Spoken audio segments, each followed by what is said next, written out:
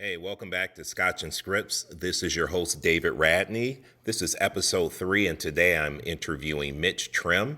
What I appreciate about Mitch is that he is very accountable and very open, and I hope that you guys learn a lot from our dialogue today. Thanks again for coming. Talk to you soon. Mitch, thank you so much for joining me for our third episode of Scotch and Scripts. I'm so happy to have you here. Thanks again for your time this morning. My pleasure, my pleasure. All right, so for those of us that don't know you very well, tell me, how did you get into the real estate business? How did I get into the real estate business? I was in power tool sales, traveling from Maine to West Virginia. Okay. And sitting in a hotel one night, actually reading a copy of Rich Dad, Poor Dad. And, I'm like, Mitch, I'm not going to give away my age, years old. Okay. What is the best opportunities for you? And like I said, reading Rich Dad, Poor Dad, real estate seemed like the most opportunities, okay, the most potential. Okay, fair enough. You could do everything from property management, being an agent, being a coach. There's so many different venues, and there's great income potential with all of them. You know what, I so agree with you. And I read that book as well by Robert Kiyosaki many years ago, and it had a major impact on my life, along with Think and Grow Rich by Napoleon Hill. Yes. So how many years have you now been in real estate? I've been in just over 2 years. Just over 2 years. Okay. How's it going for you? It's getting better every day. I love that. I know where my issues are okay. Between the 6 inches of my ears. And we work on that every day. And with your help, I am a lot better today than I was even yesterday. Okay. So maybe it's 6 inches between your ears. My wife would tell you it's probably 8 inches between mine. I have a pretty big head. But you're talking about this guy right here, right? This drunk monkey that's always whispering in our ears. Most of the time. I hear you. You overanalyze the phone call that you're going to make, especially for when you first start out making phone calls. Okay. And you search the MLS, you do this, you search the tax records, you make the call, and you get a voicemail. But you spent 15 minutes to make that call. 15 minutes, more like 45 minutes to an hour. Yeah. It's that whole analysis to paralysis. It's better to just look at the number, make the call, because that 45 minutes of reviewing, looking at pictures and tax records and the history on the MLS, you could have made 15 other calls in that 45 minutes. Exactly. Yeah, okay. And you know what? You would have really only had probably one conversation in that time. Right. But it would have been a good conversation. Exactly. Yeah. It's something interesting we talked about in Push earlier this week. We really just want to focus on a certain number of conversations every day. So I'm happy to hear you say that. My goal was to have 10 conversations with a serious seller every day. Do you have any goals like that for yourself and your business, with how many people you need to talk to every day? I do track it, not as well as I probably should. Okay. Days I track every bit of it, then there's days I don't. Yeah. So if I come out with an appointment, yes, I'm happy. Okay. So an appointment a day, you feel like you've done your job. That is a successful day. Okay. As I move along in my business, those goals will change and they'll increase. Okay. So let me ask you this. If we were working for a company and our job was to make calls, 8 hours a day in order to earn our income, we would do that. As real estate agents, we typically don't spend a full 8 hours in our business. Why do you think that is? Well, I was in the corporate world for a little while, and you know what? It seemed like the people at the top always took a lot of time off, it appeared. Well, okay.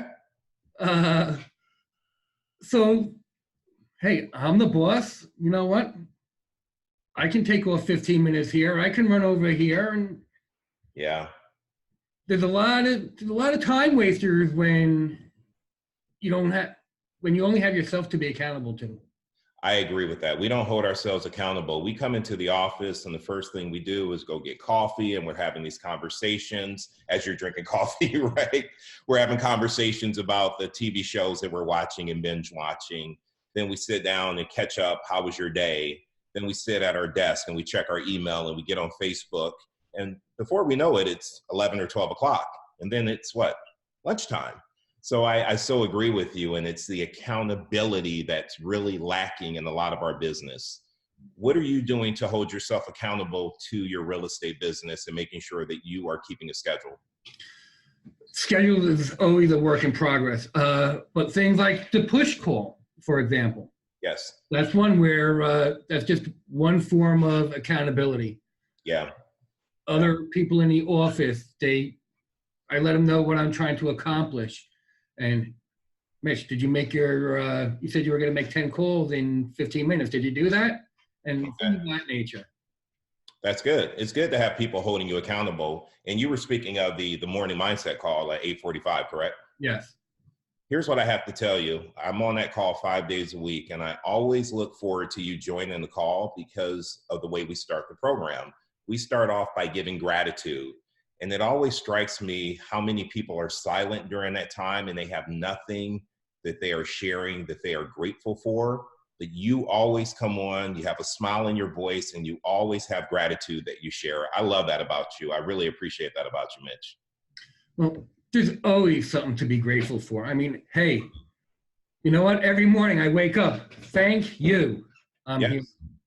That you're awake. That's all you're grateful for. That's fine. I completely agree with you on that. I mean, how can you not be grateful for the rugrats in your life? Absolutely. Or the sunrise, or the birds chirping, or your wife, your spouse, your dog. The fact that you can walk and see and hear, so much to be grateful for. Exactly. And it gets to me too when I just hear silence. Yeah. Yeah, I hear you.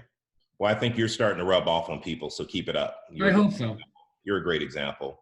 So let me ask you, how do you manage your calendar? And let's just take it to one specific day. How do you time block your day from the time you get up until you end your day of work? I was really good on my mornings. My mornings have gotten off track. Okay. I do time block. I've never really time blocked my personal white time in my morning. Okay. It just grew organically, and I was happy with it. I got off track. We'll get back to that. Okay. But I do time block. Good. Generally, most days, well, let's start out with just a typical Tuesday. 8:15, I got my East Coast call with my group that I belong to. Okay. Which is a one thing for the day. Regardless of what it is, it could be personal, it could be business, it doesn't matter. But what's the one thing that you're going to accomplish in that day? Oh, I love that. And then what did you accomplish it the day before, and what is your one thing for today? Okay. Really quick, I just want to jump in. When you don't accomplish it from the day before, is there any accountability around what stopped you from accomplishing it? There will be, we will ask, well, what happened? What got in the way? Okay. All right. And sometimes it really wasn't their one thing. They were just saying it was their one thing. And understood. But that's okay. I mean, we're each asking, well, what happened? Why didn't you? Or great, you did. Fantastic. What's your one thing for today? Okay. What do I need to help you to accomplish that? I love it. After that, I generally have a script call. Mm-hmm. I got some good script partners in the morning. Sam is one of them who, great feedback. Sam is rocking it. That's good to hear. And how many script partners do you have throughout the entire week? I got 5. Good for you. My afternoon script partners are very inconsistent, so I am looking for new afternoon script partners. Fire them.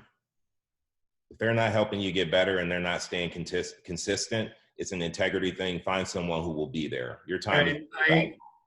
I really haven't started looking. That's one thing I definitely got. That'll be my one thing this week. I love that. To find partners. I'll check back in with you and make sure you actually find some new partners. Generally, after my script call, we go into the push. Good. For a little mindset.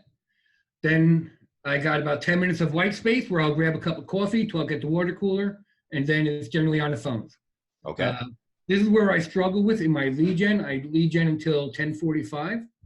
Okay. And my lead gen consists of, I hate to say it, also follow up, and I need to work.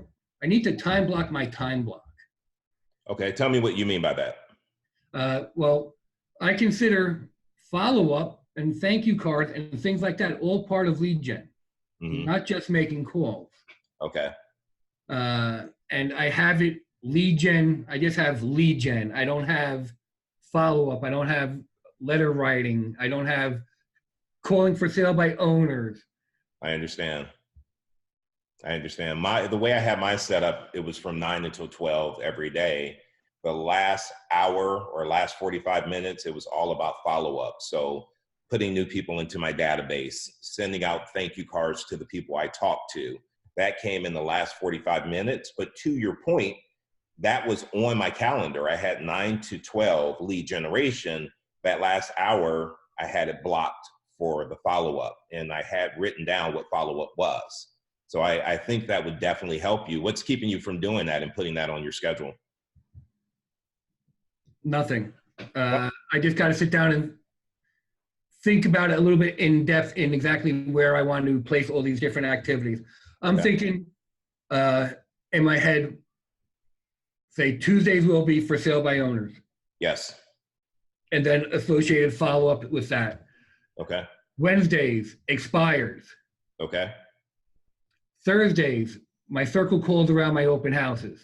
Good. And like you say, the last half hour, 15 minutes, whatever, of follow-up. Perfect. Instead of just having lead gen, I just got to label it. I completely understand that. How long would it take you to go through the week and figure out who you're calling, when you're calling, and what you're doing during that time? How long would it take you to set that calendar up and put that on your schedule? I should time block about 15 minutes to a half hour for that. Okay. Is that something you would time block, today, or is that something you would wait until later to do? Well, there's something I'll probably do 9 o'clock at night while I'm watching the History Channel on Apollo or something like that. Fair enough. All right. So you know me, I'm all about accountability. I'd love for you to send me a text with a picture of that schedule once you have it all done. I'll work on that over the weekend. I'll carve out 15 minutes. Perfect. All right. I'm looking forward to seeing it. So tell me, what's your biggest strength when it comes to the real estate business? I got to say my determination, grit. I mean, I agree. In 2 years, yes, business isn't where I really want it. But we had John Paul in the office the other day talking about his business, and it took him 5 years. Yeah. Before he even really started doing business. Right. So, I mean, just got to stick with it. You definitely have to stick with it. It takes time. I mean, we look at, right. I'm not a big sports guy, but you look at people like Jordan and LeBron. I mean, these guys have been playing their entire lives to break out and be the superstars they are. It takes time. Right. If I wanted instant gratification, I am definitely in the wrong business. Okay. So what's your biggest opportunity moving forward with your business? Biggest opportunity?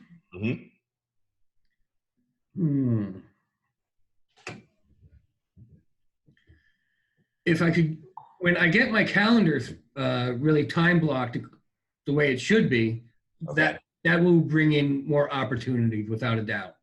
So structuring your business will create my opportunity. Will create your opportunity. Awesome. Well, I can't wait to see your schedule, because now that you realize that, I mean, I know you realize that, it's a matter of executing and putting that into place for your business. And once you do, I think you'll see some immediate results from having that structure in your business.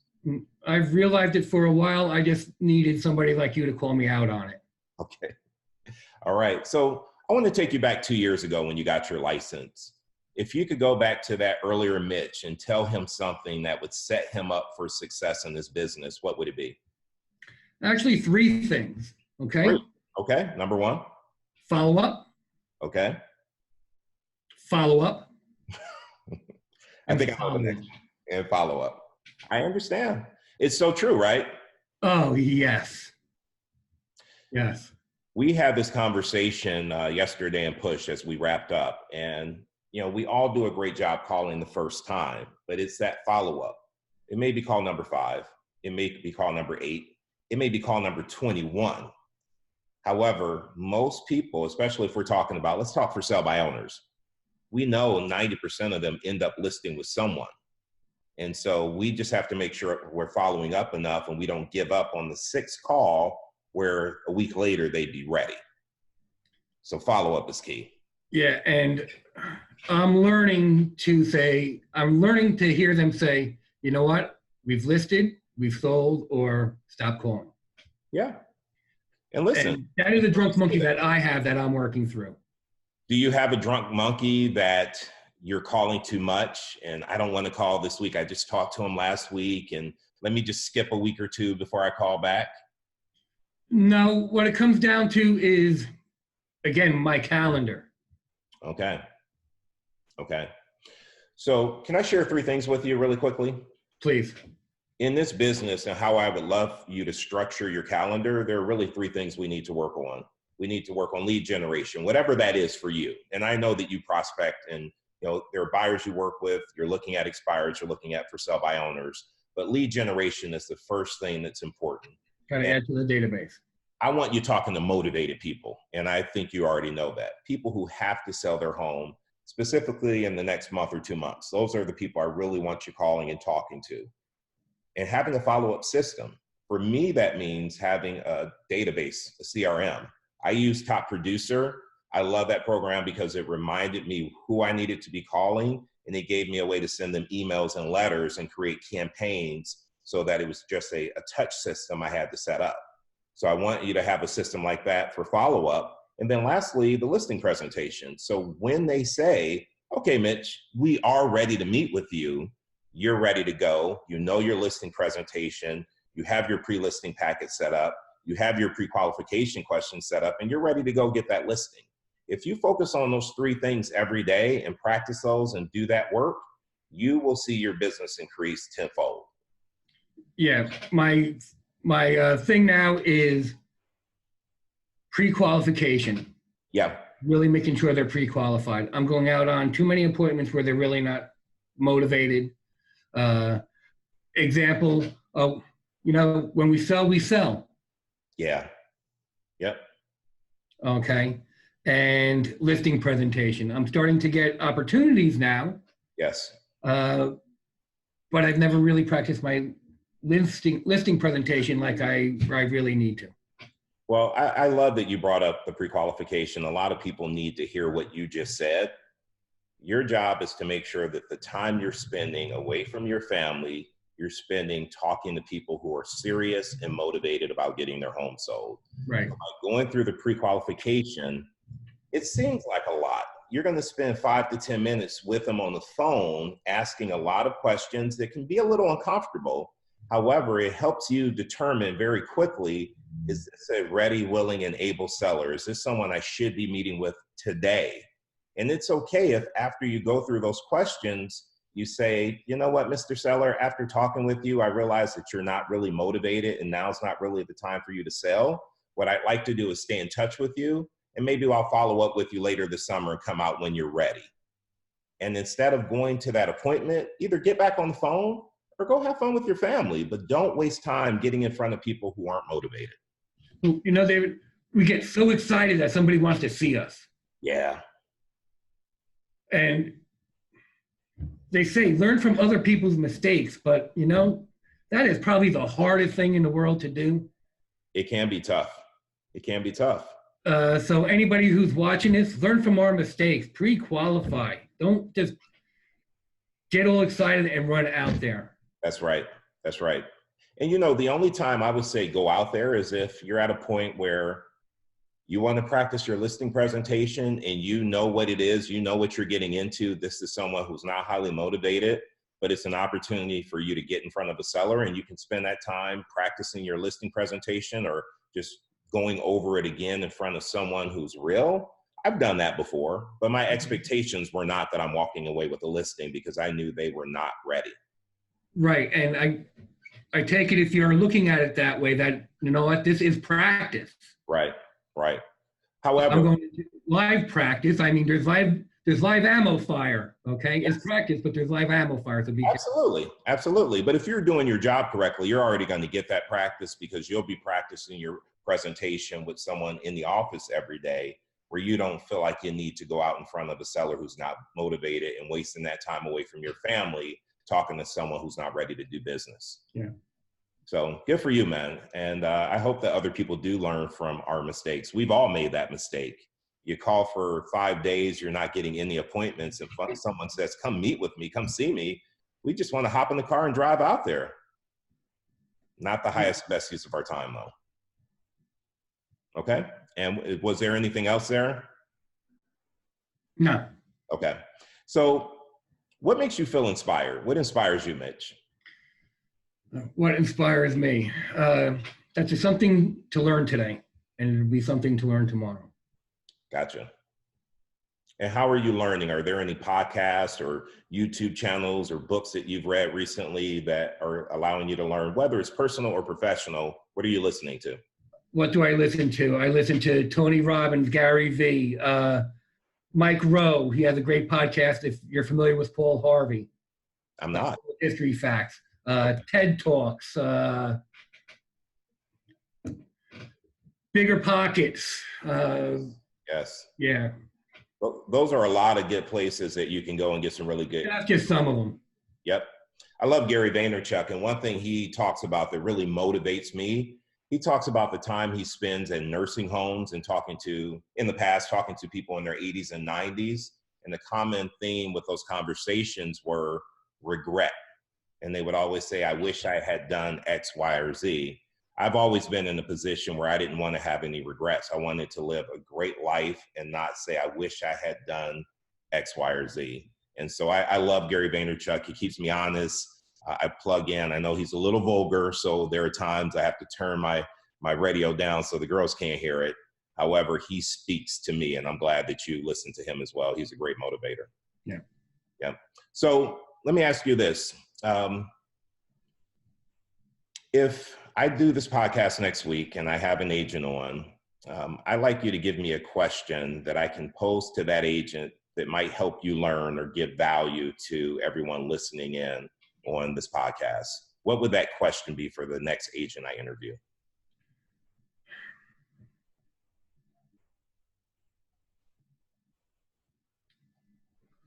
What is your level of commitment? Okay. Now, commitment to their business or commitment to their family, their life? Their business and their family, because to commit to your family, you need to have a successful business. And to have a successful business, you need to commit to it. I like that, Mitch. Mitch, I want to end the call by saying this again. I really appreciate you every morning on the Morning Mindset call. I love your attitude. I like the gratitude that you share.